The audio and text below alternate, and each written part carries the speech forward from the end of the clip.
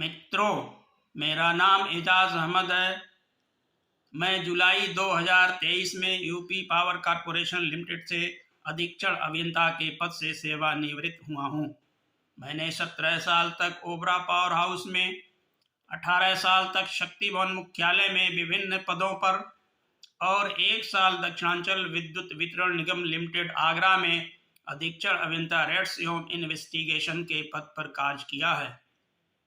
मैं अपने सेवा काल के अनुभव से आप लोगों के सामने एक अत्यंत गंभीर विषय पर कुछ बातें साझा करना चाहता हूं। मित्रों, आज मैं आपको बताना चाहता हूं कि एक उद्योगपति या निजी कंपनी किस तरह से पूरे सरकारी सिस्टम को हाईजैक करते हैं, फिर उनसे अपने फायदे के अनुसार आदेश कराते हैं और अपने फायदे के लिए सरकारी विभाग को बर्बाद भी करते हैं। मित्रों, क्या आपने कभी सोचा है कि आए दिन नवनिर्मित पुल, नवनिर्मित चिमनी, नवनिर्मित मकान, नवनिर्मित टनल क्यों भरभरा कर ढह जाते हैं? इनके ढहने से न केवल आर्थिक नुकसान होता है बल्कि कई जानें भी जाती हैं, जिसकी भरपाई कभी नहीं की जा सकती है। एक चिमनी के गिरने से हजारों करोड़ रुपए का बिजली घर कई साल तक बंद पड़ा रहता है, जिसका नुकसान आम लोगों को उठाना पड़ता है। हाल ही में आपने देखा होगा कि उत्तराखंड में टनल का कुछ हिस्सा ढह जाने से 41 लोगों की जान कई दिनों तक खतरे में पड़ गई थी और पूरे मुल्क के लोगों में शोक छाया हुआ था। आज हमारे इंजीनियर्स ब्रिज फेल्योर होने का कारणों का पता लगाने के लिए सेमिनार करते फिर रहे हैं। मित्रों, आज मैं वह सच्चाई बताने के लिए मजबूर हूं जिसके कारण ये दुर्घटनाएं बार बार हो रही हैं। इन सब ज्यादातर घटनाओं के पीछे फ्लाई ऐश स्कैंडल है, जिसके कारण सीमेंट की गुणवत्ता खराब की जा रही है। सीमेंट की गुणवत्ता दो तरह से खराब की जा रही है। नंबर 1, सीमेंट में अत्यधिक फ्लाई ऐश मिलाई जाती है।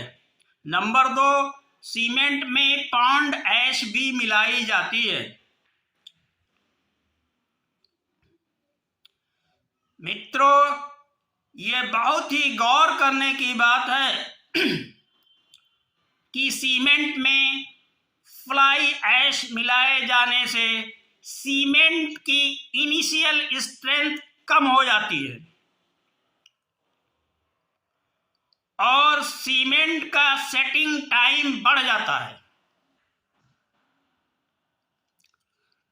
सीमेंट की इनिशियल स्ट्रेंथ कम होने और सेटिंग टाइम बढ़ जाने से दुर्घटना होने की संभावना बढ़ जाती है।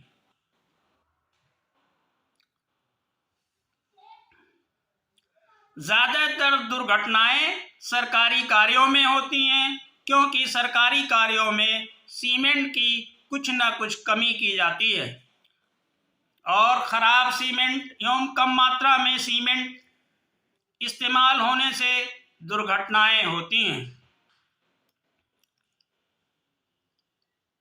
मित्रों, थर्मल पावर स्टेशन में कोयला जलाकर बिजली पैदा की जाती है एवं कोयला जलने से राख उत्पन्न होती है। उस राख का इस्तेमाल सीमेंट में मिलाने में किया जा रहा है। आज पूरे मुल्क की विद्युत उत्पादन क्षमता लगभग 4,25,000 मेगावाट है, जिसमें कोयला आधारित विद्युत उत्पादन क्षमता लगभग 2,07,000 मेगावाट है। इन्हीं कोयला आधारित विद्युत घरों से या बिजली घरों से हर साल 300 से 400 मिलियन टन फ्लाई ऐश उत्पन्न होती है, जिसका एक बहुत बड़ा हिस्सा सीमेंट में मिलाने में इस्तेमाल किया जाता है।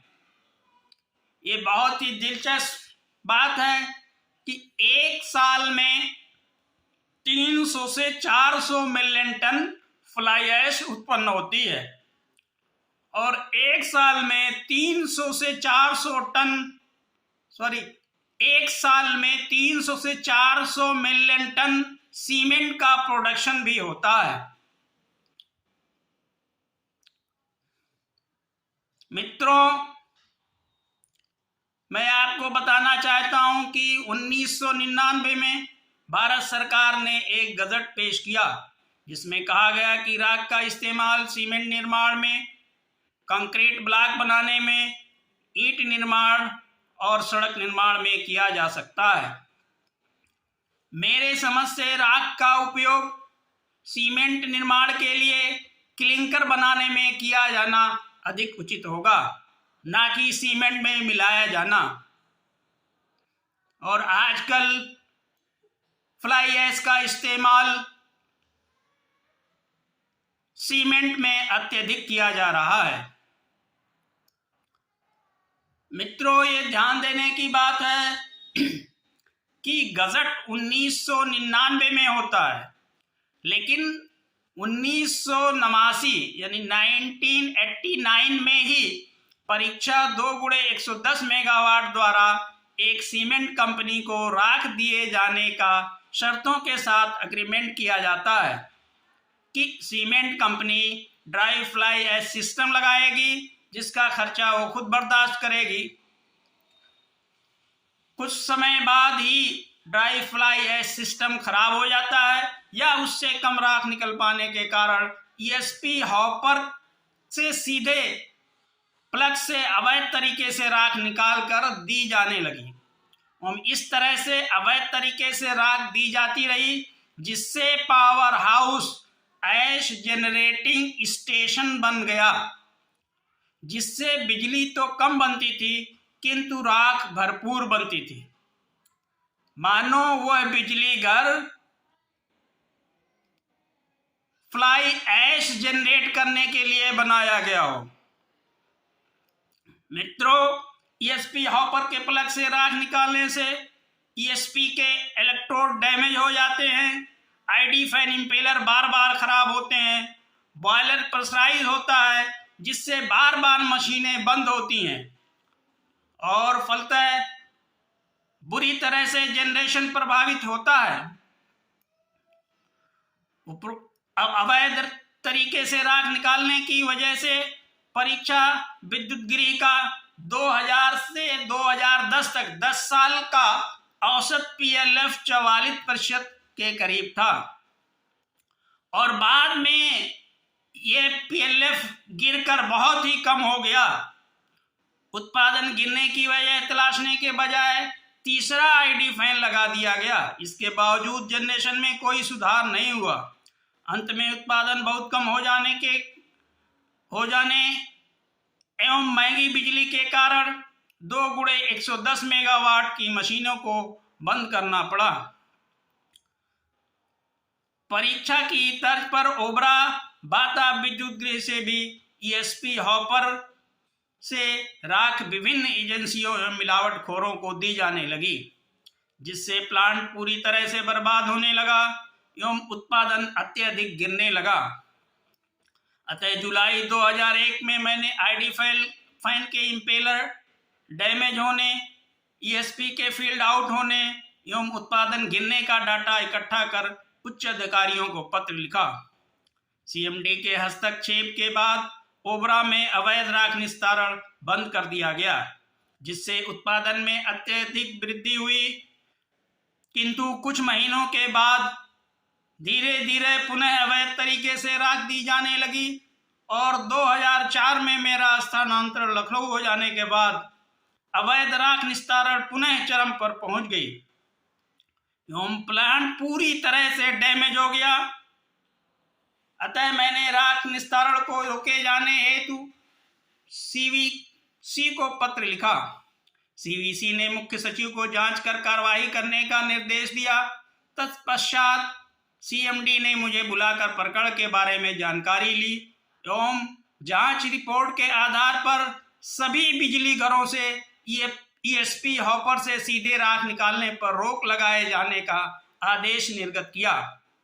किंतु अफसोस इस बात का है कि परीक्षा ताप विद्युत गृह 2x110 मेगावाट से अवैध राख निस्तारण बदस्तूर जारी रखा गया, जिससे प्लांट पूरी तरह डैमेज हो गया और उत्पादन बहुत ही घट गया। फलस्वरूप प्लांट को हमेशा के लिए बंद कर दिया गया। मार्च 2006 से फरवरी 2010 तक ओबरा ताप विद्युत गृह से अवैध राख निस्तारण बंद था, किंतु बड़ी चालाकी से एक सीमेंट कंपनी ने 50 मेगावाट की इकाई से मार्च 2010 में राख लेने का आदेश कराया कि सीमेंट कंपनी को सिर्फ 3 महीने के लिए यानी अप्रैल 2010 से 30 जून 2010 तक के लिए 50 मेगावाट इकाई से राख दी जाएगी एवं किसी दूसरी इकाई से राख नहीं दी जाएगी तथा 30/6/10 के बाद या किसी अन्य इकाई से बिना सीएमडी के अनुमति के राख नहीं दी जाएगी। किंतु सीमेंट कंपनी 30/6/2010 के बाद भी बिना सीएमडी के अनुमति लगातार राख लेती रही और बाद में बिना सीएमडी के अनुमति के बीटीपीएस ओबरा से राख लेने लगी। एक बात और मैं स्पष्ट कर देना चाहता हूं कि एक सीमेंट कंपनी ने 2007-8 में एग्रीमेंट किया था कि वो 8 करोड़ रुपए की लागत से डिस्टेंस साइलो एवं पाइपलाइन लगाकर ताप विद्युत गृह ओबरा के बाहर से राख ले जाएगी, किंतु बिना कोई काज कराए सीमेंट कंपनी एग्रीमेंट के नियमों के विपरीत बिजली घर के अंदर से राख लेना शुरू कर दिया। बिजली घर के अंदर से राख दिया जाना अत्यंत खतरनाक है। मित्रों, फ्लाई ऐश स्कैंडल देश की तरक्की में एक बहुत बड़ी बाधा है और यह आतंकवाद से भी ज्यादा खतरनाक है, क्योंकि इसमें दुश्मन कहीं दिखाई नहीं देता है और दुर्घटनाएं हो जाती हैं। फ्लाई ऐश स्कैंडल पूरे देश में फैले होने की पूरी संभावना है, इसलिए उत्तर प्रदेश सरकार एवं भारत सरकार से मेरी 2 गुजारिश है। नंबर 1, 2x110 मेगावाट परीक्षा एवं 5x200 मेगावाट ओबरा ताप विद्युत गृह में हुए राख घोटाले की जांच सीबीआई से कराई जाए एवं दोषियों के खिलाफ नियमानुसार कार्रवाई करते हुए सीमेंट एजेंसियों को ब्लैक लिस्ट किया जाए एवं शासन स्तर पर यह भी आदेश निर्गत किया जाए कि ताप बिजली घरों से सिर्फ साइलो से ही राख दी जाए एवं किसी भी बिजली घर से किसी भी हालत में ईएसपी हॉपर के नीचे से सीधे राख ना दी जाए। नंबर 2, सीमेंट में अत्यधिक राख एवं पान डैश मिलाए जाने की जांच सीबीआई से कराकर दोषियों के खिलाफ न्यायोचित कार्रवाई की जाए। अंत में मैं ये कहना चाहता हूं कि मेरा किसी भी राजनीतिक पार्टी से कोई संबंध नहीं है। मैंने ये बातें इसलिए साझा की है जिससे कि भविष्य में बिजली घरों से अवैध राख निस्तारण एवं सीमेंट में अवैध राख मिलावट को रोका जा सके, जिससे हमारे मुल्क की तरक्की में आने वाली बाधा को दूर किया जा सके। और इस मसले पर मैं उत्तर प्रदेश सरकार एवं भारत सरकार से सहयोग की उम्मीद करता हूं। जय हिंद।